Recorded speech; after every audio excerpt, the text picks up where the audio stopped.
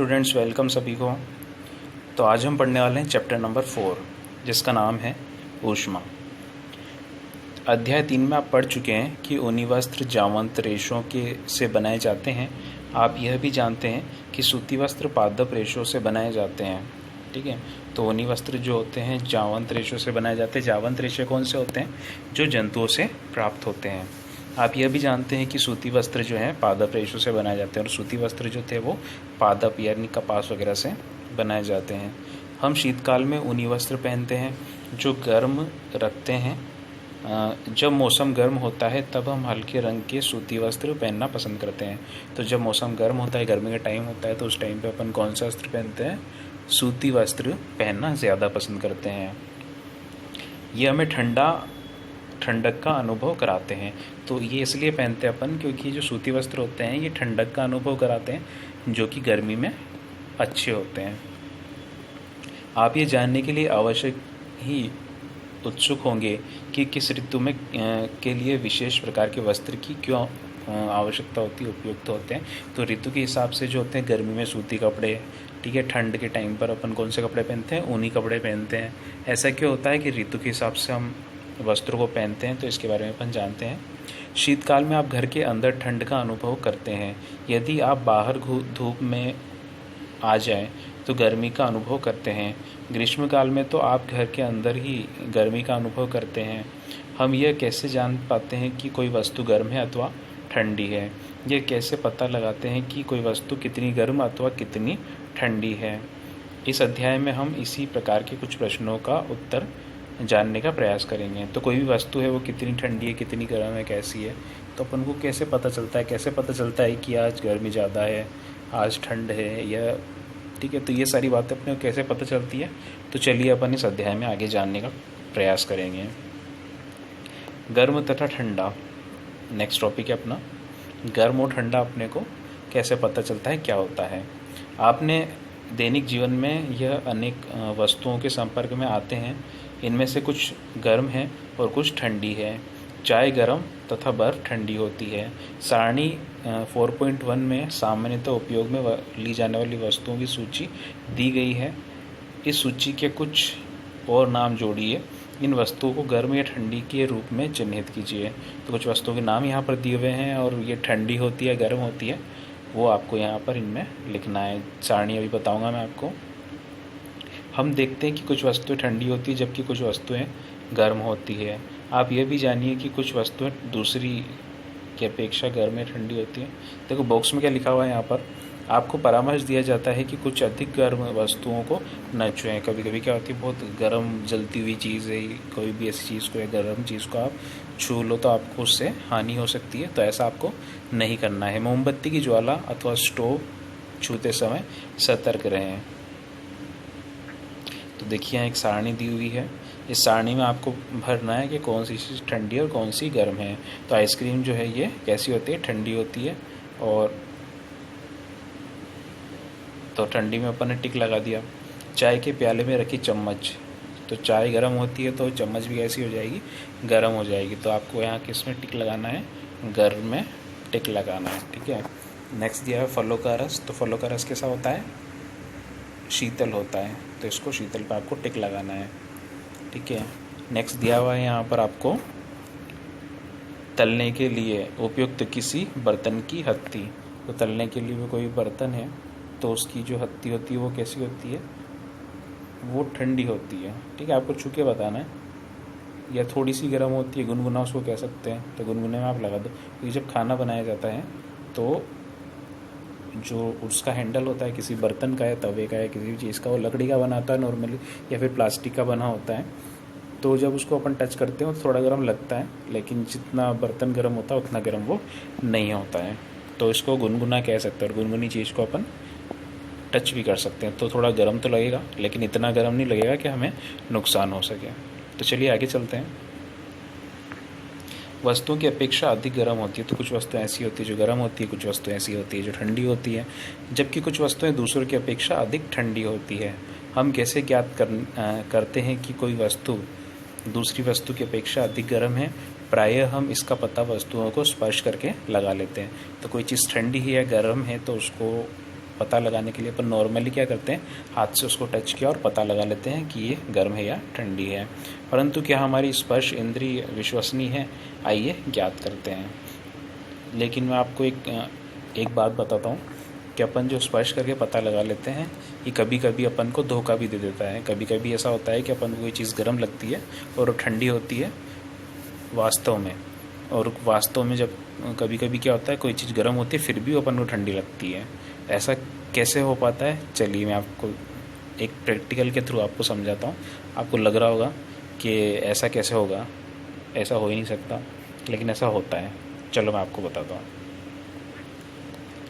3 पात्र लेने हैं ABC, और इन तीनों पात्रों में 3 तरह का पानी आपको डालना है। कैसा डालना है चलो बताता हूँ। 3 पात्र अथवा बर्तन लीजिए ABC तथा नामांकित कीजिए।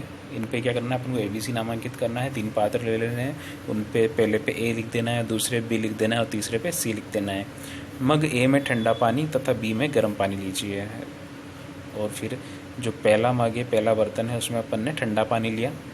B में अपन ने क्या लिया, गर्म पानी लिया, और कुछ ठंडा और कुछ गर्म पानी मिलाकर C में डाली है। अब C का जो पानी है उसमें गर्म और ठंडा दोनों को मिक्स कर दो तो बीच वाला टेम्परेचर उसमें बन जाएगा। ना ही वो ज़्यादा ठंडा रहेगा, ना ही वो ज़्यादा गर्म रहेगा। अब अपने हाथ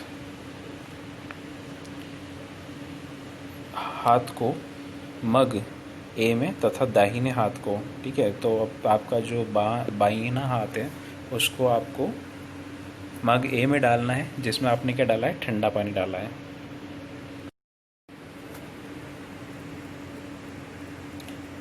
दोनों हाथों को 2-3 मिनट तक मगों में डूबे रहने दीजिए। अब दोनों हाथों को एक साथ C में डुबोइए। क्या दोनों हाथों में एक जैसा अनुभव होता है? तो आपको करना क्या है, चलो चित्र में आपको बताता हूँ। तो देखो यहाँ चित्र में आपको सबसे पहले क्या करना है, ABC 3 आपको यहाँ पर पात्र दिए गए हैं। इन तीनों पात्रों में क्या है, A वाले में तो है ठंडा पानी, B वाले में है गर्म पानी, और C वाले में अपन ने दोनों को मिक्स करके इसको मिलाया था। तो इसका क्या टेम्परेचर जो है वो बीच का है, ना ये गर्म है ना ये ठंडा है। तो सबसे पहले क्या करना है, दाहिना और बाइना हाथ अपना लेना है। दाहिना हाथ आपको A में डुबोना है, बायां हाथ जो है आपको इसमें डुबोना है। तो जब आप ऐसा करोगे तो आपको जो दाहिना हाथ है वो ज़्यादा ठंडा हो जाएगा और जो बाइना हाथ है वो गर्म पानी में है। 2-3 मिनट तक इसमें रहने दीजिए। फिर एक साथ इन हाथों को निकाल करके आप C में डालिए।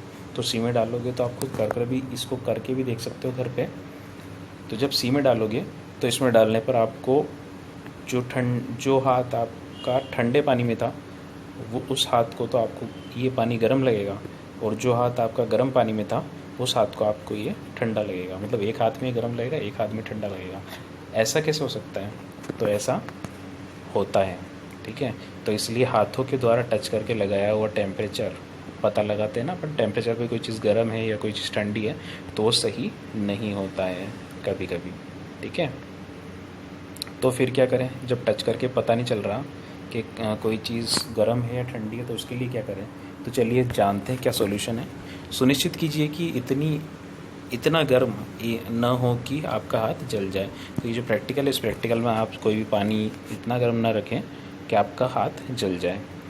बूझो कहता है कि मेरा बायां हाथ कहता है कि C वाला जो पानी है वो गर्म है तथा दाहिना हाथ उसी पानी को ठंडा बताता है। मैं क्या निष्कर्ष निकालूं?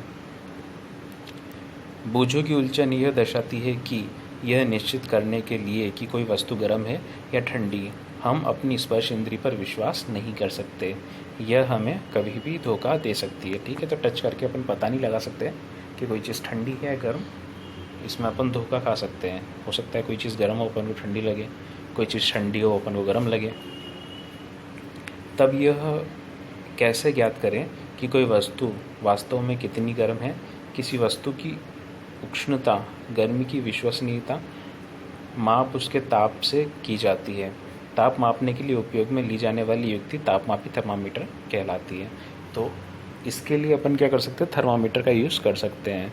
थर्मामीटर से अगर अपन चेक करेंगे तो अपन को कन्फर्म पता चल जाएगा कि कोई चीज़ गर्म है या ठंडी है, ठीक है।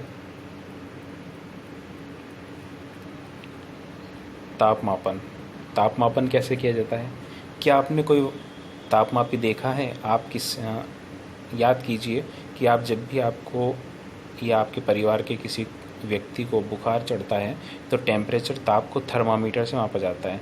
तो टेम्परेचर मापने के लिए जब बुखार में अपन डॉक्टर के पास जाते हैं तो वहाँ पर डॉक्टर थर्मामीटर देता है अपने को या अपने मुंह में रखता है और उससे टेम्परेचर को उसको पता चल जाता है। तो वही थर्मामीटर होता है, वही तापमापी होता है। जिस तापमापी से हम अपने शरीर के तापमान को मापते हैं उसे डॉक्टरी तापमापी कहते हैं। तो वो जो तापमापी होता है उसे क्या कहते हैं? डॉक्टरी तापमापी कहते हैं। किसी थर्मामीटर को अपने हाथ में पकड़िए। तो एक थर्मामीटर लीजिए, उसको अपने हाथ में पकड़िए तथा इसका ध्यानपूर्वक परीक्षण कीजिए। अगर आपके पास कोई थर्मामीटर है या आसपास कहीं मिल सके तो वहाँ से आप थर्मामीटर लीजिए और उसको अपने हाथ में पकड़िए और उसको ध्यानपूर्वक देखिए। यदि आपके पास थर्मामीटर नहीं है तो अपने मित्र के साथ सम्मिलित हो जाइए और डॉक्टरी थर्मामीटर का चित्र में दर्शाए अनुसार देखिए। तो देखिए चित्र यहाँ पर दिया हुआ है, चित्र में आप देख के पता लगा सकते हो सकता है आपके पास थर्मामीटर ना हो। तो यहाँ पर आप देख सकते हो थर्मामीटर आपको दिखाई दे रहा है। ये थर्मामीटर जो है डॉक्टरी थर्मामीटर है। इस थर्मामीटर की खासियत होती है कि इसमें आप देखो नंबर लिखे हुए हैं 35, ठीक है, 35, 36, 37, 38। तो ये सारे नंबर यहाँ पर दिए हुए हैं। अब ये नंबर कहाँ तक लिखे हुए हैं? 42 तक लिखे हुए हैं। तो अपने जो इंसानी शरीर है, इंसानी शरीर का जो टेम्परेचर है वो मैक्सिमम 42 तक जा सकता है बुखार आने पर, ठीक है। तो इसमें हम वो चीज़ों का ही ताप माप सकते हैं जिनका तापमान कितना है, 42 डिग्री सेंटीग्रेड है। लेकिन जो ज़्यादा टेम्परेचर की चीज़ें होती हैं उनका टेम्परेचर हम नहीं माप सकते। जैसे कि पानी को अपन उबालते हैं तो उसका जो टेम्परेचर है वो 100 डिग्री सेंटीग्रेड तक चला जाता है, लेकिन उसका टेम्परेचर हम इसके द्वारा नहीं माप सकते क्योंकि ये जो थर्मामीटर है ये डॉक्टरी थर्मामीटर है और इसके द्वारा सिर्फ 42 डिग्री सेंटीग्रेड तक की ही वस्तुओं का तापमान मापा जा सकता है। या फ़ारेनहाइट में भी ये बताता है और फ़ारेनहाइट में आपको तो 108 तक बताता है जो कि बहुत कम है। डॉक्टरी थर्मामीटर में एक लंबी बारीक तथा एक समान व्यास की कांच की नली होती है। इसके एक सिरे पर बल्ब होता है, बल्ब में पारा भरा होता है। इसके एक सिरे पर क्या होता है? बल्ब होता है। वो सिरा कौन सा है? बल्ब वाला। देखिए यहाँ पर ये वाला सिरा, ये वाला सिरा जो है कौन सा सिरा है? ये बल्ब वाला सिरा है। ये जो चमकीला सा आपको दिखाई दे रहा है ये बल्ब होता है, ठीक है। और इस बल्ब में क्या होता है? पारा भरा होता है। यहाँ पर ये जो चमकता हुआ आपको दिखाई दे रहा है ये इसलिए चमक रहा है क्योंकि इसमें पारा भरा हुआ है। फिर जब अपन इसको मुंह में लेते हैं तो क्या होता है, ये अपनी शरीर की गर्मी की वजह से गर्म होने लगता है और ये ऊपर एक पतली सी नलिका होती है, इस पतली सी नलिका में चढ़ने लगता है और जितना ये चढ़ता है उतना ही टेम्परेचर अपना होता है। मान लीजिए ये 100 पर आया, ठीक है, कहाँ तक आया? 100 तक। तो 100 तक आएगा तो अपना टेम्परेचर कितना है? 100, ठीक है। इस तरह से टेम्परेचर को नोट किया जाता है।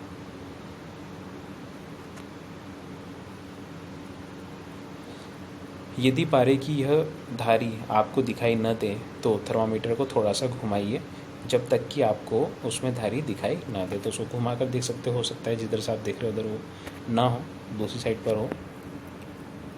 थर्मामीटर पर आपको ताप मापने का एक मापक्रम स्केल भी दिखाई देगा और स्केल के जैसा उसमें बना होता है, नंबर्स लिखे होते हैं जैसा कि अभी अपन ने चित्र में देखा। तो वो स्केल माप लगा होता है उस पर, उससे पता चल जाता है कि कितना टेम्परेचर है। उपयोग किए जाने वाला मापक्रम सेल्सियस स्केल में जिसे डिग्री सेल्सियस द्वारा दर्शाते हैं, ठीक है। तो उपयोग किए जाने वाला जो मापक्रम है सेल्सियस में होता है, इसको डिग्री सेल्सियस द्वारा दर्शाते हैं, जो कि अपन ने देखा था ऊपर 35, 36, 37 लिखा हुआ है, 38 लिखा हुआ है, 39 लिखा हुआ है। तो ये सारी क्या है? डिग्री सेल्सियस में दिया हुआ है। देखिए लास्ट में लिखा हुआ है डिग्री सेल्सियस यहाँ पर। चलिए आगे चलते हैं।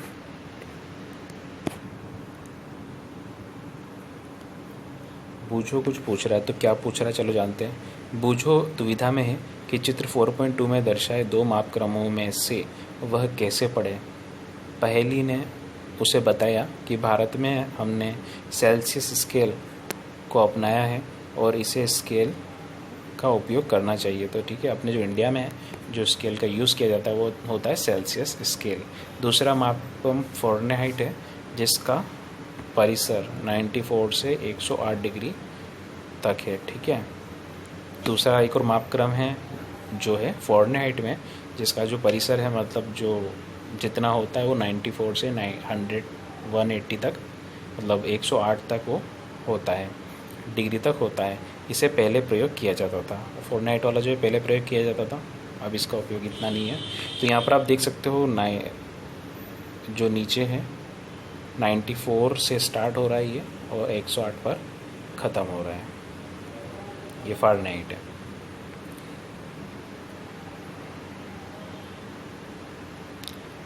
नेक्स्ट है अपना क्रियाकलाप नंबर 4.2, थर्मामीटर से ताप मापना। तो थर्मामीटर से ताप कैसे मापा जाए, आइए इसके बारे में जानते हैं। आइए यह देखें कि थर्मामीटर को कैसे पढ़ा जाता है। सबसे पहले इसके किन्हीं दो क्रमागत क्रमागत का मतलब एक के बाद एक या क्रमागत बड़े चिन्हों द्वारा निरूपित ताप के अंतर को नोट कीजिए। इन दोनों चिन्हों के बीच भागों की संख्या छोटे चिन्हों द्वारा दर्शाए गए हैं। ठीक है, तो छोटे छोटे चिन्हों द्वारा भी दर्शाया गया है को नोट कीजिए। मान लीजिए दो बड़े चिन्हों के बीच 1 डिग्री का अंतर है तथा इन चिन्हों के बीच 5 भाग हैं, तब एक छोटे भाग का मान 1/5 डिग्री सेंटीग्रेड अर्थात 0.2 डिग्री सेंटीग्रेड होगा। तो जैसे स्केल में अपने होता है, स्केल आप यूज़ करते हो तो उसमें पॉइंट्स होते हैं बीच बीच में, तो इसी तरह से यहाँ भी पॉइंट्स हैं। देखो चित्र में आपको बताता हूँ।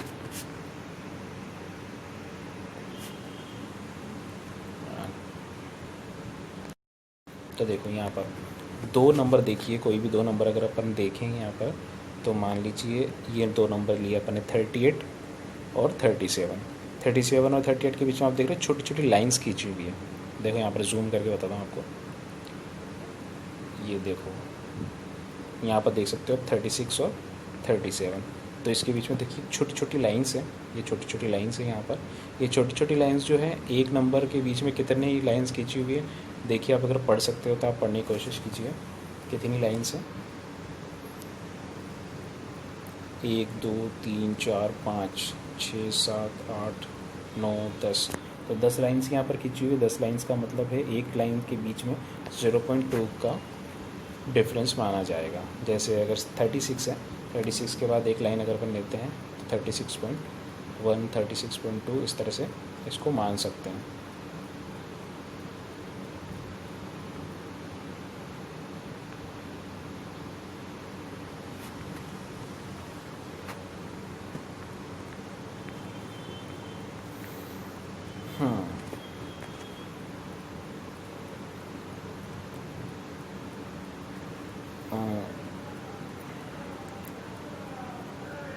उपयोग करने से पहले थर्मामीटर को अच्छी प्रकार से धो लीजिए। ठीक है, तो जब भी थर्मामीटर को यूज़ किया जाता है तो उसको अच्छे से धोना ज़रूरी होता है, क्योंकि वो पेशेंट के मुंह में रखा जाता है। धोने के लिए किसी प्रतिरोधी रोगाणुनाशक घोल का उपयोग करना सुरक्षित रहता है। तो प्रतिरोधी या रोगाणुनाशक का यूज़ करना ठीक रहता है, क्योंकि इससे किसी प्रकार के अगर जीवाणु उस पर होते हैं तो पूरी तरह से नष्ट हो जाते हैं। अब इसे अपने हाथ से कसकर पकड़िए और कुछ झटके दीजिए। उसके बाद आपने देखा होगा कि डॉक्टर जो होता है आपके मुंह में देने से पहले उसको कुछ झटका देता है। झटके देने से क्या होता है, उसका पारा जो ऊपर चढ़ जाता है कभी कभी, तो वो झटके देने से नीचे उतर जाता है। झटके देने से पारे तल के नीचे आ जाता है। पारे का तल जो है वो क्या होता है, नीचे आ जाता है अगर ऊपर चढ़ गया तो। सुनिश्चित कीजिए कि यह 35 डिग्री सेंटीग्रेड से नीचे आ गया है। ठीक है, 35 डिग्री सेंटीग्रेड से नीचे होना चाहिए जब भी अपन उसको यूज़ करते हैं। अब थर्मामीटर के बल्ब को अपनी जीभ के नीचे रखिए, और इसको रखने का क्या तरीका होता है, अपनी जीभ के नीचे इसके बल्ब जो होता है, जो चमकीला भाग होता है, उसको रखा जाता है। 1 मिनट के पश्चात थर्मामीटर को बाहर निकालिए और कितनी देर पर रहना देना है, 1 मिनट तक इसको मुंह के अंदर रहने देना है और उसका पाठ्यांक नोट कीजिए। आपके शरीर का तापमान है, ताप को सदैव इसके मात्रक डिग्री सेंटीग्रेड के साथ व्यक्त करना चाहिए। तो इसका जो आपका जितना भी उसमें आएगा थर्मामीटर में फिर एक जो लाइन है वो बढ़ जाएगी और लाइन जहाँ तक आ रही है वही आपके शरीर का तापमान होगा। और इसको व्यक्त करने के लिए काय का उपयोग किया जाता है? डिग्री सेंटीग्रेड का उपयोग किया जाता है। आपने अपने शरीर का ताप कितना नोट किया? मानव शरीर का सामान्य तापमान जो होता है 37 डिग्री सेंटीग्रेड होता है। ध्यान दीजिए कि आपको इसके मात्रक के साथ व्यक्त किया गया है। तो ठीक है, तो यहाँ पर आप देख रहे हो कि 37 डिग्री सेंटीग्रेड दिया हुआ है, तो इसका मतलब यहाँ पर एक सी भी लिखा हुआ है साथ में। तो ये सी का मतलब क्या है? डिग्री सेंटीग्रेड है। ठीक है, तो ये डिग्री सेंटीग्रेड ही क्या है? ये इकाई है। ठीक है, तो जैसा कि अभी अपन ने पढ़ा था डिग्री सेंटीग्रेड में तापमान को व्यक्त किया जाता है, तो अपने तापमान को अपन काय में करेंगे? डिग्री सेंटीग्रेड में। इस वजह से यहाँ लिखा हुआ है 37 डिग्री सेंटीग्रेड। पहली ने अपने शरीर का ताप मापा। वह चिंतित हो गई है क्योंकि यह ठीक 37 डिग्री नहीं है। तो पहली ने जो अपना टेम्परेचर नोट किया है वो 37 डिग्री नहीं है, बिल्कुल फिक्स नहीं है। तो इस वजह से वो पहली क्या हुई? टेंशन में, यार शायद मुझे बुखार है या मेरी तबीयत ख़राब है इसलिए ऐसा हुआ है। तो ऐसा कुछ नहीं है, थोड़ा बहुत ऊपर नीचे वो हो सकता है, पर सामान्यतः जो तापमान होता है किसी व्यक्ति के शरीर का वो 37 डिग्री सेंटीग्रेड होता है।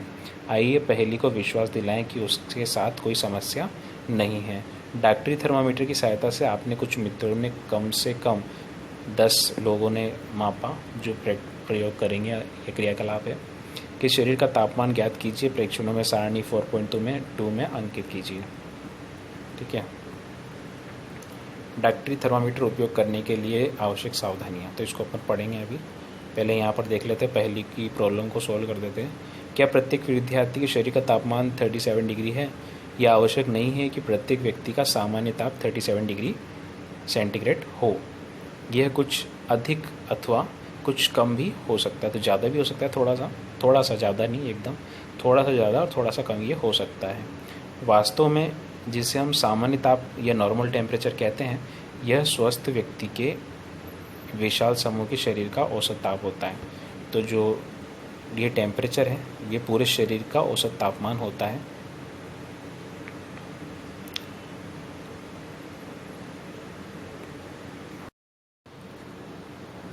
बूझो के मस्तिष्क में एक नटखट विचार आया। ये डॉक्टरी तापमापी से गर्म दूध का तापमान मापना चाहता था। पहली ने इसको ऐसा करने से रोक दिया। चेतावनी लिखी हुई है यहाँ पर। थर्मामीटर का उपयोग मानव शरीर का ताप मापने को छोड़कर किसी अन्य का ताप मापने के लिए कभी उपयोग में मत लीजिए। ठीक है, क्योंकि उसमें टेम्परेचर जो है वो कम होता है। थर्मामीटर को धूप या आग के पास रखने से बचाइए, ऐसा करने से यह टूट सकता है।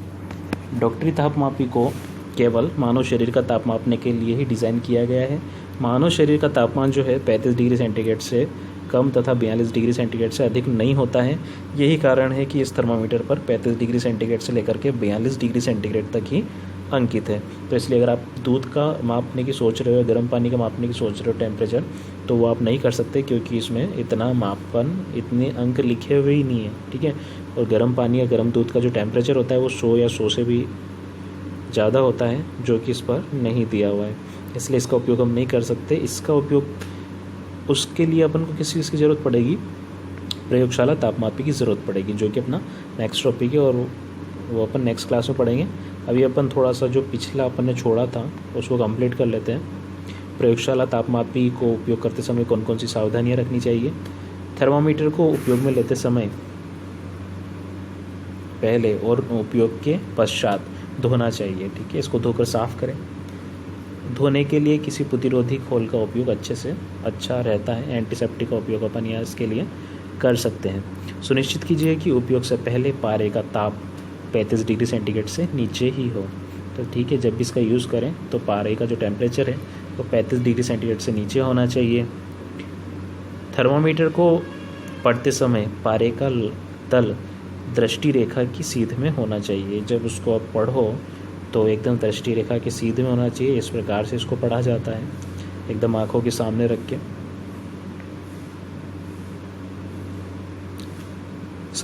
थर्मामीटर का उपयोग सावधानीपूर्वक कीजिए। किसी कठोर वस्तु से टकराने पर यह टूट सकता है। तो बहुत ही पतले कांच का होता है, नाजुक होता है, तो इसको किसी भी चीज़ से टकराने से रोकना चाहिए, क्योंकि इससे टूट सकता है जल्दी। थर्मामीटर का उपयोग करते समय इसे बल्ब से नहीं पकड़ना चाहिए, कभी भी उसका जो बल्ब है, चमकीला हिस्सा है, वहाँ से इसको नहीं पकड़ना चाहिए। ठीक है बच्चों, आज के लिए इतना ही, फिर मिलते हैं नेक्स्ट क्लास में नेक्स्ट टॉपिक के साथ। तब तक के लिए अलविदा।